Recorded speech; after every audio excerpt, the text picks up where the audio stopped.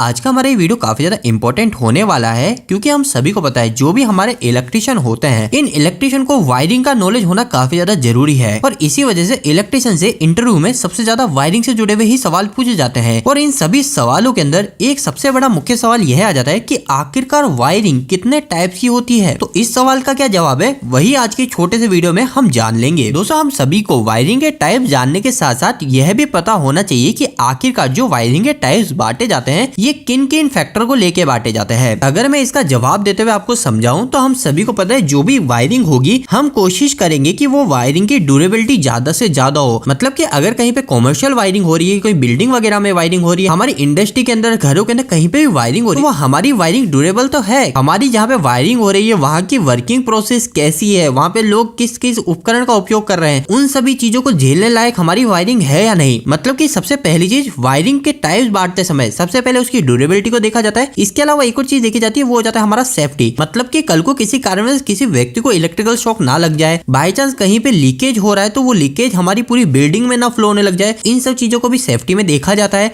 इसके अलावा दोस्तों तीसरा एक और फैक्टर आ जाता है हमारा अपीयरेंस का। मतलब कि हमने जो भी वायरिंग करी है ये वायरिंग दिखने में तो अच्छी लग रही है नहीं लग रही, ये काफी ज्यादा बड़ा फैक्टर हो जाता है। क्योंकि अगर हम वायरिंग को अच्छे से अपीयरेंस नहीं करेंगे, उसकी अच्छे से फिनिशिंग नहीं करेंगे तो वह वायरिंग हमारे पूरे रूम को, पूरे हॉल का लुक को बिगाड़ देगी। तो एक अपीयरेंस भी मुख्य फैक्टर हो जाता है कि आखिरकार वायरिंग किस तरीके से दिख रही है। इसके अलावा दोस्तों एक और मुख्य फैक्टर आ जाता है हमारा कॉस्टिंग को लेके कि हम जो भी वायरिंग कर रहे हैं उसकी कॉस्टिंग क्या है, वह महंगी तो नहीं पड़ रही दूसरी वायरिंग के मुकाबले। इसके अलावा दोस्तों दो और मुख्य फैक्टर आ जाते हैं। एक हो जाता है हमारा एक्सेसिबिलिटी। एक्सेसिबिलिटी का मतलब ये हो जाता है कि हमने जो भी वायरिंग करी उसके ना हमने जो भी प्लग दिए, जो भी सॉकेट दिए वो आसानी से एक्सेस तो हो पा रहे हैं ना, कहीं हमने काफी ज्यादा हाइट पे तो वायरिंग नहीं कर दी। और साथ ही में अगर हमें भविष्य में कोई प्लग सॉकेट की लोकेशन को चेंज करनी है तो वह भी इजिली हम कर सकते हैं नहीं कर सकते। तो एक फैक्टर ये भी हो जाता है। और दोस्तों आखिरी के अंदर एक और हो जाता है हमारा मेंटेनेंस कॉस्ट। इस मेंटेनेंस कॉस्ट में कई सारी चीजें आ जाती है, जैसे कि कोई वायरिंग खराब हो गई तो उसको रिपेयर करना। इसके अलावा हो सकता है कि हमारे 10-20 साल हो गए, अब हम चाहते हैं हमारे पूरे घर की वायरिंग को रिप्लेस करना, तो वो चीज भी पॉसिबल है, वो महंगा तो नहीं पड़ रहा। तो दोस्तों यह जो सभी फैक्टर मैंने आपको बताए इन सभी को देखते हुए हमारी वायरिंग के टाइप्स बांटे गए हैं, अलग अलग प्रकार बांटे गए हैं। लेकिन अब हम मुख्य सवाल पे आ जाते हैं कि आखिरकार हाउस वायरिंग मुख्य कितने टाइप्स की होती है। तो दोस्तों देखिए हाउस वायरिंग या फिर जहाँ पे भी आप वायरिंग कर रहे हैं इसको आप मुख्य 4 टाइप्स में देख रहे होते हो। एक हो जाता है हमारे क्लिट वायरिंग हो जाती है, दूसरी एक हो जाती है हमारी बेटन वायरिंग, तीसरी हो जाती है दोस्तों हमारी कंड्यूट वायरिंग और फोर्थ हो जाती है दोस्तों हमारी केसिंग कैपिंग वायरिंग। अब दोस्तों हम नेक्स्ट इन चारों वायरिंग में क्या अंतर होता है, कौन सी वायरिंग किस जगह की जाती है, कैसे की जाती है, इसको भी हम अच्छे से समझ लेते हैं। दोस्तों अगर हम सबसे पहले क्लिट वायरिंग की बात करें तो क्लिट वायरिंग को एक तरह से आप टेम्पररी यूज होने वाली वायरिंग बोल सकते हो। अब आखिरकार हम ऐसा क्यों बोल रहे हैं? क्लिट वायरिंग जो होती है दोस्तों, ये क्लिट वायरिंग करना काफी ज्यादा इजी होता है, हम इसे फटाफट से कर सकते हैं। और दूसरी चीज ये काफी ज्यादा चीप होती है, मतलब कि हम इसे काफी कम कीमत में कर सकते हैं। अभी दोस्तों क्लिट वायरिंग होती किस तरीके की है मैं थोड़ा एग्जांपल बताऊं तो क्या होता है दोस्तों, क्लिट वायरिंग के अंदर हमारे कुछ इस प्रकार की क्लिट हमें मिल जाती है, यानी एक तरीके के सॉकेट हमें मिल जाते हैं। और यह जो क्लिट हमें दी जाती है इस क्लिट को हम दीवार में, हमारे कहीं पिलर पे, कहीं पे भी हम इसको हैंग कर देते हैं। और उसके बाद में यहाँ पे ऊपर से हम इस क्लिट के ऊपर से यहाँ से वायर निकाल लेते हैं और वायर निकालने के बाद में हम वापस से इस क्लिट को ऊपर से ढक देते हैं। तो दोस्तों इस तरीके से हमारी क्लिट वायरिंग होती है। लेकिन दोस्तों अगर हम नेक्स्ट बेटन वायरिंग की बात करें तो बेटन वायरिंग जो होती है ये एक तरह से आप बोल दीजिए कि हमारे पुराने टाइप की वायरिंग है, हमारे ओल्ड टाइप की वायरिंग है। यानी कि जब हमारी कंड्यूट टाइप की, केसिंग टाइप की वायरिंग नहीं आती थी ना, उस समय सभी घरों में जो पुराने घर होते थे वहां पे बेटन वायरिंग होती थी। बेटन वायरिंग में दोस्तों जहां पे भी हमको वायरिंग करनी होती है,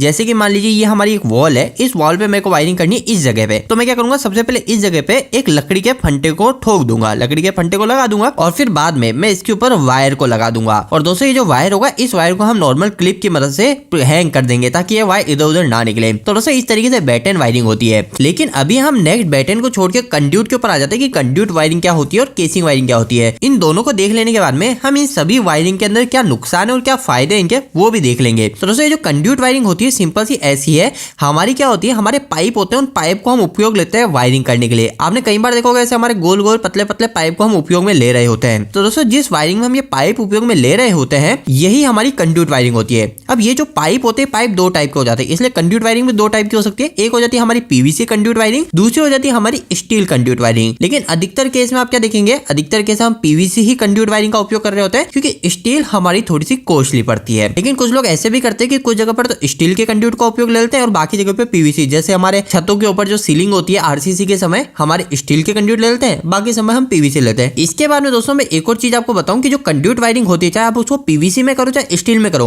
ये उसके बाद में भी 3 टाइप्स में बढ़ जाती है। ये आपको पता होना काफी ज्यादा जरूरी है, क्योंकि कंड्यूट वायरिंग जो होती है वो आज के समय सबसे ज्यादा हो रही वायरिंग है। इसके बाद में दोस्तों सेकंड टाइप की हो जाती है हमारी कंसील्ड कंड्यूट वायरिंग, और थर्ड हो जाती है दोस्तों हमारी सेमी कंसील्ड कंड्यूट वायरिंग। अब आखिर इन तीनों में क्या अंतर है? तो सिंपल सा अंतर है दोस्तों, आपने कई सारे घरों में, गाँव में अधिकतर केस में देखा होगा कि हमारे जहाँ पे भी हम ये कंड्यूट वायरिंग कर रहे होते हैं ना, उस पाइप की मदद से वो हम दीवार के ऊपर ही लगा देते हैं, यानी दीवार के ऊपर ही हम क्लिप की मदद से ठोक देते हैं। चाहे हम हमारी सीलिंग मतलब छत पे लगाए तो वहां पर भी हम उस पीवीसी को ऊपर से ही डायरेक्ट ठोक देते हैं और वायरिंग को कर लेते हैं। तो जो भी हम सरफेस पे डायरेक्ट दीवार पे हम हमारे पाइप को लगा रहे हैं, तो वो जो हो जाती है वो हमारी सरफेस कंड्यूट हो जाती है। इसके बाद में हम कंसील्ड कंड्यूट उसे बोलते हैं जिसके अंदर हमने जो भी ये कंड्यूट है, इन कंड्यूट को हमने वॉल के अंदर कर रखा है। अगर हम सीलिंग के कंड्यूट की बात करें तो उसको हम क्या करते हैं, आरसीसी के समय ही अंदर कर देते हैं वॉल के, और बाकी अगर हम दीवार के वॉल की अगर कंड्यूट की बात करें तो उसको हम बाद में गिट्टी खोद कर हमारे कंड्यूट को अंदर कर देते हैं और वापस से ऊपर से पैक कर देते हैं। तो ये हो जाती है हमारी कंसील्ड कंड्यूट। और दोस्तों एक और होती है सेमी कंसील्ड कंड्यूट। ये सेमी कंसील्ड कंड्यूट भी आप कई जगह देख रहे होते हो। इसके अंदर क्या होता है, सब सीलिंग की जो कंड्यूट होती है ना, उसको हम आरसीसी के समय दीवार के अंदर कर देते हैं, बाकी जो कमरे की जो वॉल है उसकी जो कंड्यूट होती है वो हम बाहर ही रख लेते हैं। तो ये जो हो जाती है, ये हो जाती है सेमी कंसील्ड कंड्यूट। मतलब कि आधी जगह तो हमने कंसील्ड कंड्यूट ले लिया, लेकिन बाकी जगह हमने नॉर्मल सरफेस कंड्यूट को ही उपयोग में लिया। तो दोस्तों ये 3 टाइप की हमारी कंड्यूट वायरिंग होती है, ये आपको क्लियर रखना है। इसके बाद में आखिरी के अंदर हमारी आ जाती है केसिंग एंड केपिंग टाइप की वायरिंग। इसके अंदर क्या होता है, हमारी 2 चीजें होती है, एक हो जाता है हमारा केसिंग और दूसरी हो जाती है केपिंग। केसिंग का मतलब हो गया एक तरह से हमारी नालियां, आपने देखा होगा इस तरीके से हमारी केसिंग रहती है, ये पीवीसी की भी रहती है और वुडन की भी रहती है, बात ध्यान रखना। लेकिन जो वुडन होता है, ये वुडन आपको ना के बराबर ही देखने को मिलेगा,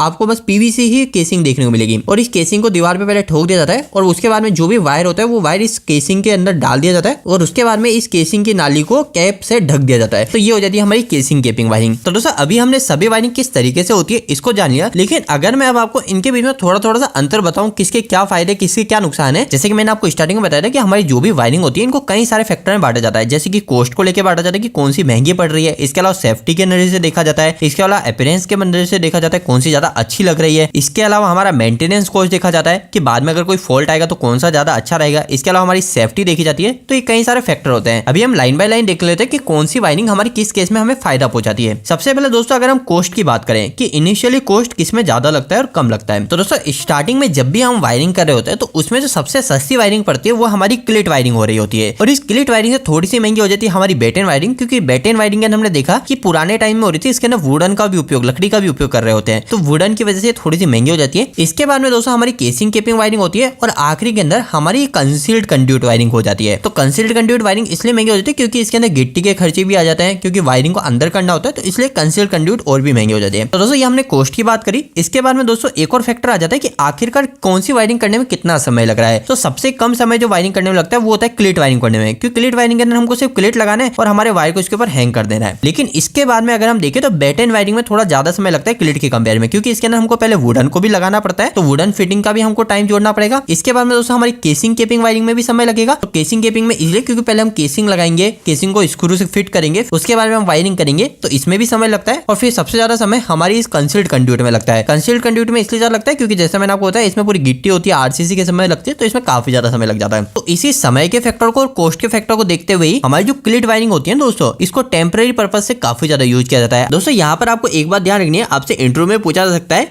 कि हम टेम्पररी पर्पज से कौन सी वायरिंग को उपयोग में लेते हैं, तो वहां पर आपको बताना है क्लिट वायरिंग को उपयोग लेते हैं। टेम्पररी पर्पज का मतलब क्या होता है, मैं इसको भी थोड़ा सा आपको बताऊं। तो जैसे कि हमारे जैसे मेले हो गए, हमारा कहीं पे मैरिज के टेंट लग रहे हैं, हमारा कहीं पे कुछ दिनों के लिए एक छोटा सा कैंप लग रहा है, 2-4 दिनों के लिए, मतलब टेम्पररी पर्पज से कैंप लग रहा है, ऐसी जगह पे हम हमेशा क्लिट वायरिंग को ही उपयोग करेंगे, क्योंकि हमारी कम कीमत में भी लग जाती है, दूसरी चीज फटाफट से भी ये वायरिंग हो जाती है। तो इस तरीके से हमने एक डिफरेंस कॉस्ट को लेके और वायरिंग होने में कितना समय लगता है इसको लेके कर लिया। इसके बाद में दोस्तों हम नेक्स्ट मेंटेनेंस फैक्टर से इन वायरिंग को कंपेयर करें कि किसमें अगर कोई फॉल्ट हो जाएगा तो किसमें ढूंढना आसान होगा। तो क्लिट वायरिंग में तो काफी ज्यादा आसान होगा, बेटेन में भी काफी ज्यादा आसान होगा। क्यों होगा? क्योंकि दोनों के अंदर जो भी वायर है वो वायर हमें साफ दिख रहा है, ये कहीं पे भी अंदर पैक नहीं है, तो इसलिए वायर में फॉल्ट ढूंढना काफी ज्यादा आसान हो जाता है। अगर हमको वायर को फ्यूचर में रिप्लेस करना है तो वो भी काफी ज्यादा आसान हो जाता है। लेकिन अगर हम कंड्यूट की बात करें, कंसील्ड कंड्यूट की बात करें, तो इसके अंदर दोस्तों कंसील्ड कंड्यूट के अंदर फॉल्ट ढूंढना काफी ज्यादा मुश्किल होता है। क्यों होता है? क्योंकि हमें वायर तो अंदर से दिख ही नहीं रहा, अगर कोई अंदर फॉल्ट आ गया तो वो ढूंढना थोड़ा सा मुश्किल होता है। लेकिन अगर हम वायर को रिप्लेस करने की बात करें तो रिप्लेस करना हमारा कंसील्ड के अंदर इतना डिफिकल्ट नहीं होता, क्योंकि कंसील्ड कंड्यूट में क्या होता है, हमारे स्प्रिंग रहती है हमारे इलेक्ट्रिशियन के पास में, आपने देखी होगी, उस स्प्रिंग की मदद से डायरेक्ट हम वायर को रिप्लेस कर पाते हैं। और इसके बाद में दोस्तों हमारे केसिंग केपिंग के अंदर भी सेम वही चीज है। केसिंग केपिंग के अंदर थोड़ा सा हमारा एफर्ट लगता है अगर कोई वायर के फॉल्ट को देखना होता है या फिर उस वायर को रिप्लेस करना होता है। इसके बाद में दोस्तों नेक्स्ट हमारा डिफरेंस आता है अपीयरेंस को लेकर, कौन सी वायरिंग दिखने में अच्छी लगती है। अभी तक हम देख रहे थे कि सभी वायरिंग के अंदर क्लिट वायरिंग का सबसे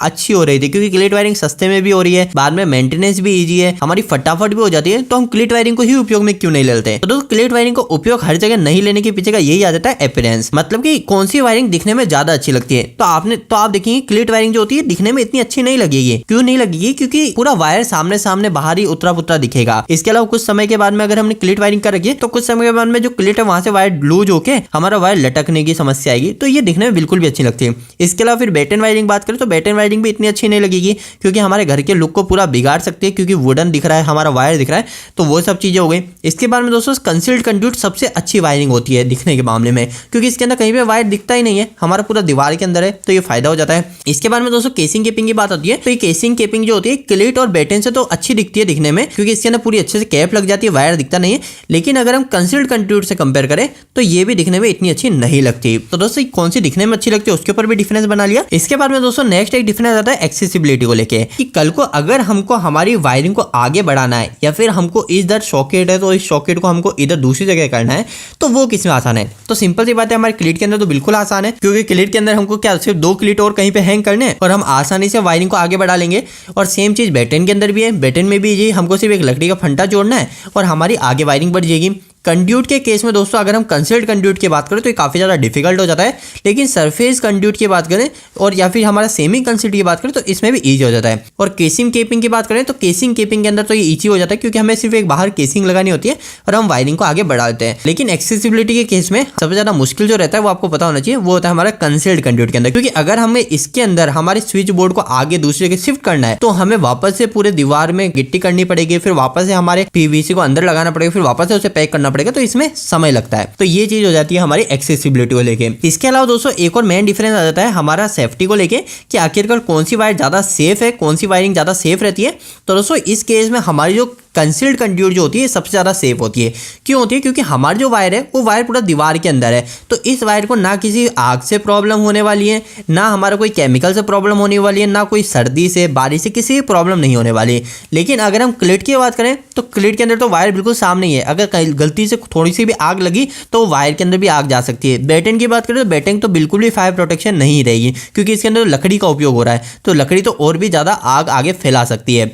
इसके बाद में अगर हम केसिंग केपिंग की बात करें तो इसमें भी हम पीवीसी का उपयोग कर रहे होते हैं, तो ये भी फायर प्रोटेक्शन में मामले में नहीं है। इसके अलावा ये सभी जो वायरिंग होती है, ये सभी वायरिंग हमारे बाहर ही हो रही है, तो जो भी बारिश होती है इन सब की वजह से इनकी लाइफ को अफेक्ट होता है। लेकिन जो कंसील्ड कंड्यूट होती है ये हमारे दीवार के वॉल के अंदर है, इस वजह से क्या होगा, इसकी जो लाइफ होगी, जो हमारे वायर की जो लाइफ लॉन्ग टाइम में रहेगी वो हमारी कंसील्ड कंड्यूट की ज्यादा रहेगी। अगर हम एवरेज लाइफ की बात करें तो जो cleat wiring, batten wiring, casing wiring, इनके केस में क्या होता है, हमारे वायर की जो लाइफ होती है वो 5 से 10 साल तक बताई जाती है क्लिट वायरिंग और बेटन वायरिंग केस में। जबकि अगर हम केसिंग वायरिंग की बात करें तो यहाँ पे हमारी वायर की लाइफ को 20 साल तक बताया जाता है। और जबकि हम कंड्यूट की बात करें तो कंड्यूट के अंदर 20 साल के भी ऊपर 50 साल तक भी वायर की लाइफ को कई जगह बताया जाता है। तो दोस्तों ये मैंने आपको इन चारों वायरिंग के बीच में अंतर को बताया कि आखिर कौन सी वायरिंग कैसे होती है, किसके क्या फायदे और क्या नुकसान है। आज का ये वीडियो थोड़ा सा बड़ा बन गया, लेकिन मैं उम्मीद करता हूँ ये वीडियो आपके लिए कहीं ना कहीं हेल्पफुल साबित हुआ होगा। आपको ये वीडियो कैसा लगा प्लीज वीडियो को लाइक करके जो बताएं। अगर आपको कोई भी सवाल इस वीडियो को प्रति मुझे कमेंट बॉक्स में कमेंट करके पूछ सकते हैं। इलेक्ट्रिक